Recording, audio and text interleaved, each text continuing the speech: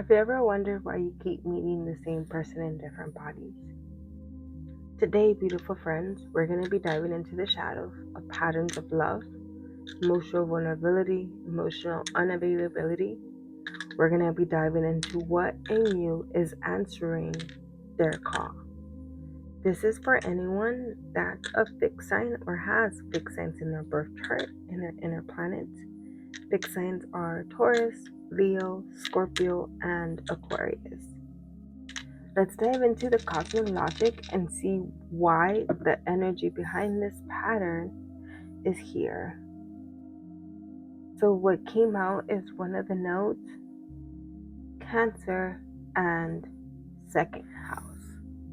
So the south node is about your comfort zone. And in order for you to grow, you need to get out of your comfort zone, but that's very hard.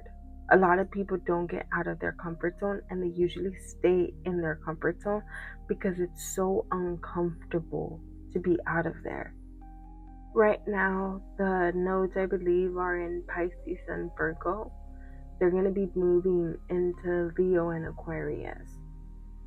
When the nodes shift, and especially with it being in Pisces, there was a lot of truth that came out. With this movement of going into Aquarius and Leo, the truth that's coming out is not going to be done. And because one of the nodes is going to be in Aquarius and Pluto is going to be in Aquarius, this is going to be like a fated time for technology to change. A lot of things are going to be happening towards that. With the second house being here, this is about your values. How do you see yourself? What's your love language, and what does your love language require of your partner? I talked about this in cardinal sign reading, but a lot of the times when we have quality time as our love language, we need to explore if that's because we just want people to show up, like to spend time with us because that's something that we didn't have as a child. Is it because we're low maintenance to ourselves, where we don't require much from ourselves, which means that we're not going to require much from others? Is it a trauma response for not being heard or seen when you were growing up? The thing about acts of service is that they require intentment, they require action, and they require for the person to show up. A lot of the times, this isn't a pattern that we saw when we were younger. And that's mainly what we're going to be exploring today, is the patterns that you had when you were younger. The patterns that kept you safe while you were growing up, because a lot of the times those patterns are sort of setting what we expect, our love language, our values, what we want from other people, and also our defensiveness. Cancer is a water sign, it's the crab, and it's known for being defensive. That's how it reacts. It reacts in a defensive way. A lot of the times, we're defensive when we don't need to be, and it's because our body does not feel safe. And when we grew up with either like an environment that did not help us grow, or we grew up with trauma, our body gets used to that. And so you start seeking that pattern either in other people, in your jobs, or in like relationships, places that you live. And the thing about this is that you need to learn how to bring in peace to your nervous system and remind it that you're safe. There's exercises for that, to make your body feel safe. There's yoga exercises, breathing exercises. That's something that could help you a lot, because with Cancer being here, I feel that there's a lot of defensiveness, especially in your relationships. This could come out as you feeling like you're being attacked by your partner, so you start responding like in an aggressive type of way to prove your point or to make sure that they're hearing you, and they're just asking for clarification. And you might feel like, well, they just keep asking because they don't believe me. And instead of saying that thought of, do you keep asking because you don't believe me, or saying something along the lines of, My brain is telling me that you keep asking me because you don't believe me. You're not communicating that. And so, like, that part is lost, and all that comes out is a defensiveness after that. And really communicating that is something that could help your partner help make you feel safe. If this is someone that has provided a safe space for you before. That's the thing about partners and making you feel safe. A lot of the times, the safe space that they provide for you is the safe space you had as you were a child, and because you're so used to that safe space, like that, like chaotic, inconsistent type of safe space, you find that as normal. So when you start dating or you start talking to somebody that's not like that, it might feel like a red flag. It might feel like there's something wrong with them and I need to investigate and find out what it is, because I'm not going to get played anymore. So you're just looking for the next shoe to drop instead of having faith or trust. If that's something that resonates, I suggest that you look at the cardinal video, because it went really deep into that. And they also had this high priest of fire. So if you have cardinal signs in your inner planets would be your sun, moon, rising, Venus, Mars, Mercury, and you have them in the cardinal sign, which is Cancer, and it's here, Aries, Capricorn, and Libra, you should check out that video. And if you want to know if you do have any cardinal signs in your birth chart because you haven't seen your birth chart before, I suggest that you use AstroSeek or Cafe Astrology. They provide free birth charts for you to see. You just need your time of birth, where you were born, and your birthday. So with Invisible being here, I feel that this has a lot to do with you not feeling seen. And with the second house being here, it's about your values. So you probably felt invisible growing up. You probably had other siblings, and you were probably the oldest or the youngest, or probably somewhere in the middle. But you were responsible for somebody else. You were responsible for your siblings. You were responsible for them to get to school. Everything that a parent had to do, you pretty much had to do for your siblings, and it felt normal because other siblings had to do that, or they told you that, like, your cousins had to do that, or they had to do that when they were growing up. But the reality is that a parent is supposed to be responsible for all of their kids, and they're not supposed to leave those type of jobs to their other kids. Those other kids did not have, like, you didn't have your little brother, you didn't have your little sister, so why are you looking out for them? I completely understand if you're like babysitting, mom has to go to work, like that's like, I understand that. What I mean is you having to put your studies aside, or you having to miss a day of school because you had to take care of your siblings because your parents didn't want to do it. Your parents didn't work, or your parents were there and they couldn't be bothered by it. That's what I mean. I'm not talking about a mom that, like, got divorced and, like, she has like 4 kids and now she has to, like, work like 2 jobs just to provide for those 4 kids. No, I'm talking about a mom that, like, has the money from one job and is not showing up for their kid because they would rather be out partying with their friends. There's a difference here.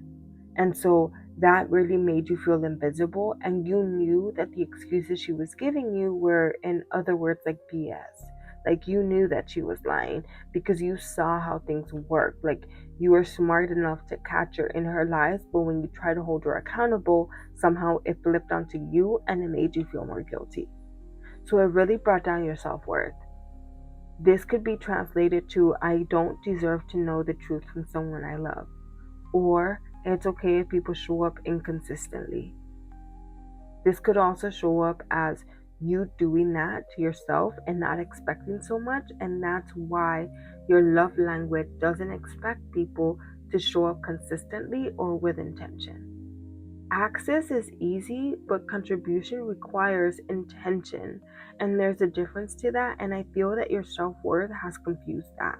That's you putting access above required intention. They're not planning anything.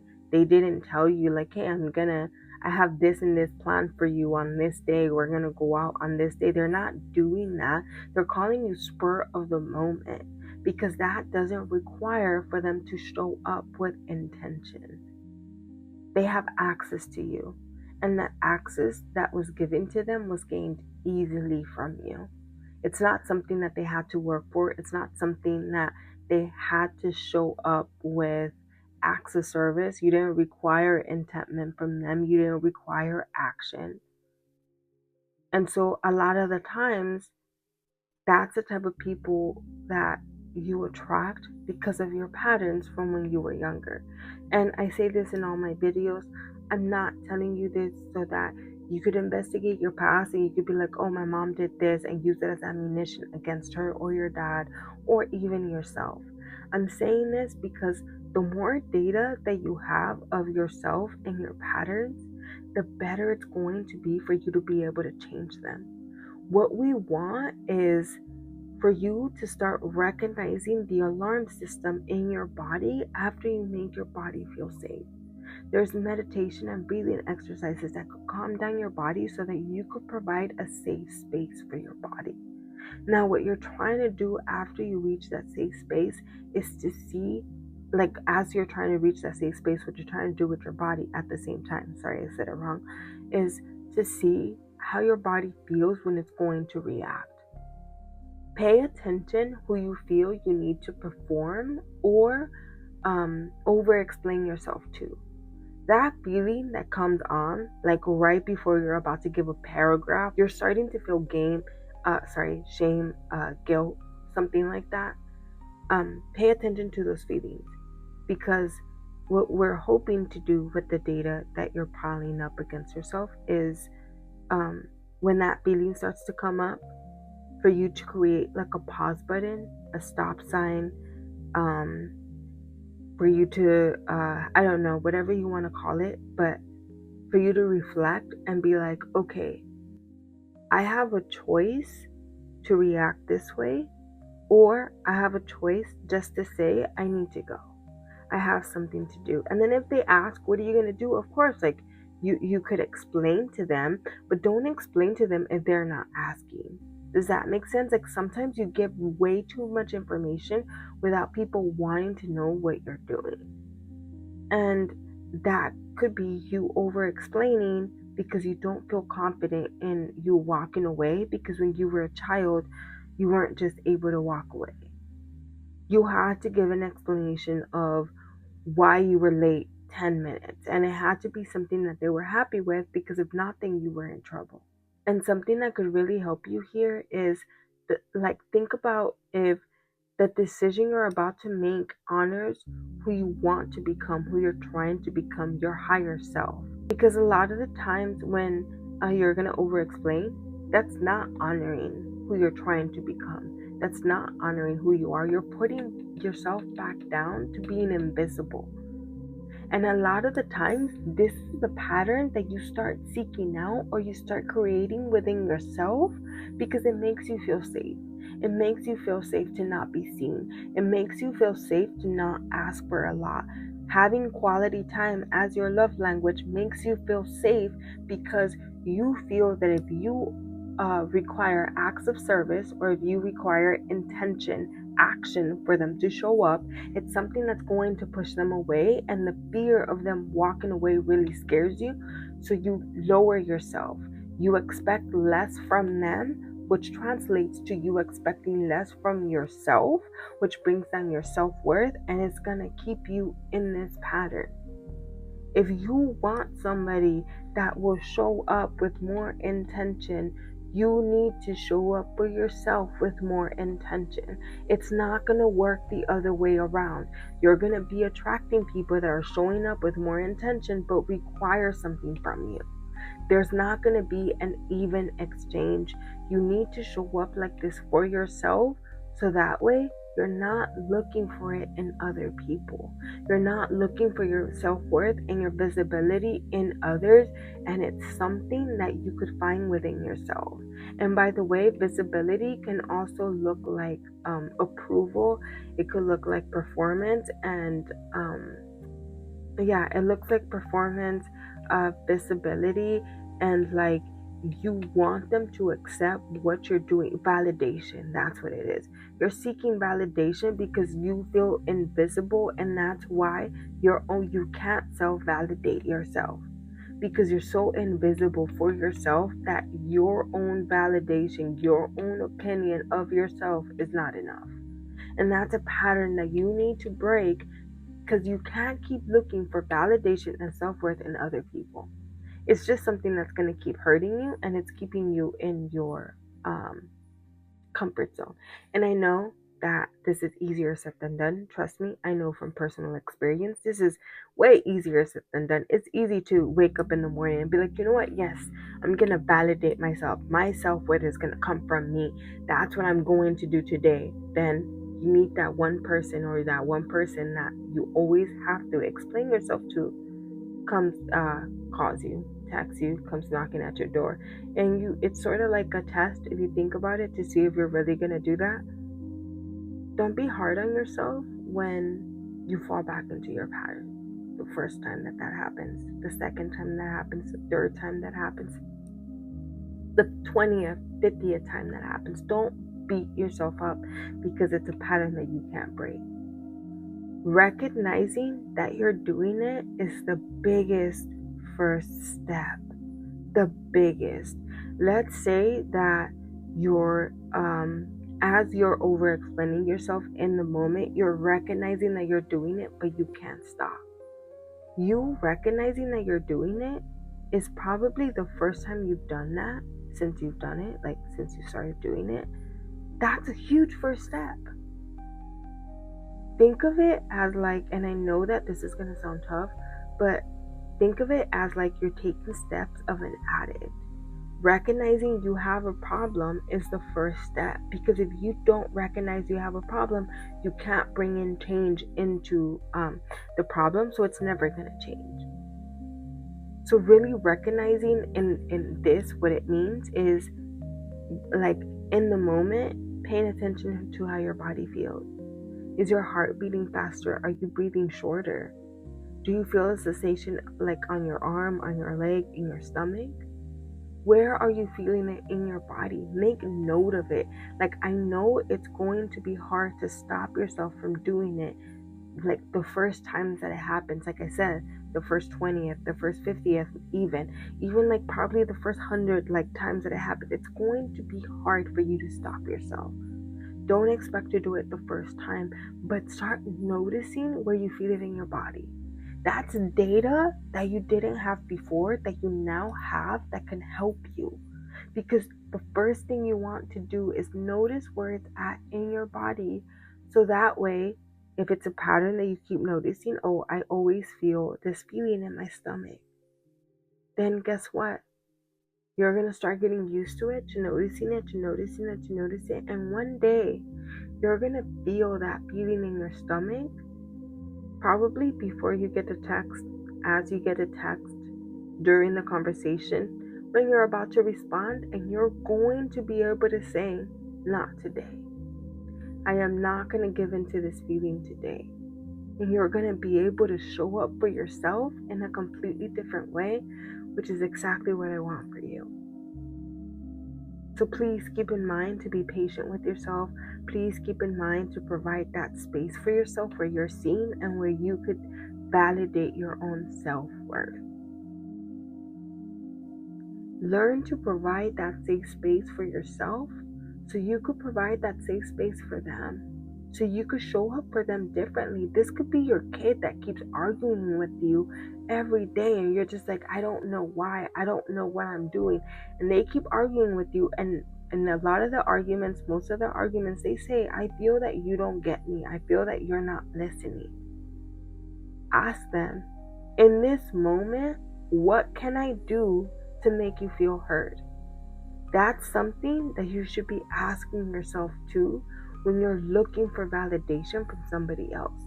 In this moment, what can I do to make myself feel safe and validated and not seek it from them? Because that's really affecting your passion, which is really affecting your intuition, and it's really getting in the way of your values. And with second house being here, that could translate to like the money that you attract, you're not really keeping it and it's going out somewhere else. Or the values, the really taking care of yourself, that's not something that you've been doing for yourself, but it is something that you do for other people. So really look into that. Really look into your patterns. So like I said, you could create like more data for yourself to help you change this pattern. With the outer planets and all the changes that they're doing, this is going to create a new cycle. Do you want to go into the new cycle with this energy? Because that's what your energy is doing a lot of the times. It's helping others and not helping yourself in the best way possible because of all this energy that we talked about. I hope that this reading resonated with you. Please let me know in the comments.